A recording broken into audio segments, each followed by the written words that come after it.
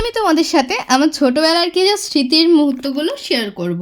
তো hey everyone, welcome back to my channel vlog lovers বুবু and welcome back to my another video. আমি তিথি আর আমার পাশে যাকে দেখছো সে হচ্ছে আমার ভাইপো। আমাদের ফ্যামিলি মেম্বার অনেকজন। আমাদের ফ্যামিলিতে আমার টোটাল 4টে জেঠু।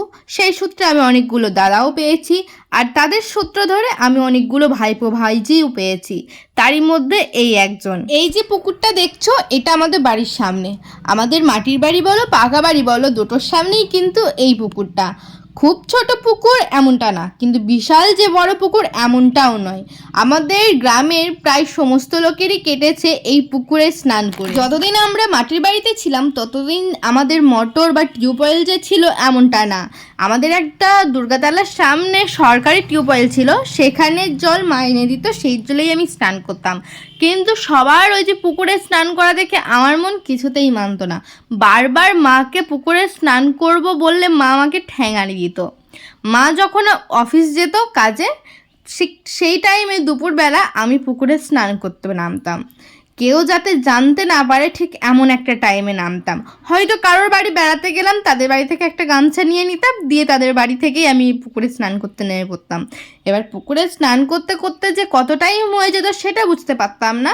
হঠাৎ করে দেখতাম মা অফিস থেকে চলে এসেছে, লাঠি নিয়ে আমাকে তাড়া করছে, জল থেকে উঠলেই আমাকে পিটানি দেবে। আজকে এই পুকুরে স্নান করা দেখে আমার এই পুকুর সংক্রান্ত ছোটবেলার যত স্মৃতি ছিল বারবার সেই স্মৃতিগুলো মনে পড়ে যাচ্ছিল। এই পুকুর নিয়ে কি কম কাণ্ড হয়েছে? আমার মা কিছুতেই আমাকে পুকুরে স্নান করতে দেবে না, কখনো না, কারণ আমার ঠান্ডা লাগার একটু ধাত আছে। আর সত্যি কথা বলতে গেলে কি, আমার মাও খুব একটা পুকুরে কোনোদিন স্নান করেনি।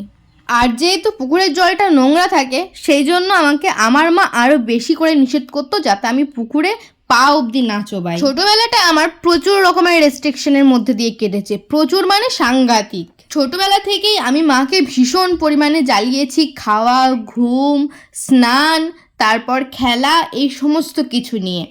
জ্বলাইনি কেবল একটা জিনিস নিয়ে, সেটা হচ্ছে পড়াশোনা। আমার মাকে ছোটোতে কখনো বলতে হয়নি যে বাবু পড়তে বস। কিন্তু যেই ক্লাস 5-এ উঠলাম, তারপর মায়ের আমার এই জ্বলনটাও বেড়ে গিয়েছিল, তারপর তো আর পড়তেই বসতাম না। এভাবেই নানা মধুর স্মৃতি নিয়ে কেটেছে আমার ছোটোবেলাটা। তারপর হলো সেদিনের সন্ধেবেলায় হঠাৎ বর আসে আমার 8:30 নাগাদ।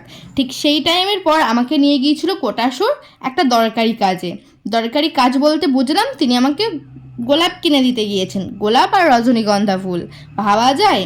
তারপর কিছু গোলাপ নিল, তার মধ্যে সবথেকে যেটা ভালো ছিল সেটা আমাকে এরকমভাবে দিয়েছে। আমি যে কি খুশি কি আর বলবো। একটু তার আগে ঝামেলা হয়েছিল, সেই ঝামেলা আর রাগ ভাঙানোর জন্য আমার বর আমাকে সেদিন গোলাপ কিনতে নিয়ে গিয়েছিল। এইরকম বর যেন শুধু আমারই থাকে আর কারোর না থাকে। আমি একটু হিংসুটে, তো নিজের পছন্দের মানুষটাকে শেয়ার করতে পারি না, আর পছন্দের মানুষের মতো অন্য কেউ কারোর পছন্দের মানুষ হোক সেটাও আমি চাই না। তো কেমন লাগলো ভিডিওটা? আজকের মতো এতটুকুই। রাধে রাধে।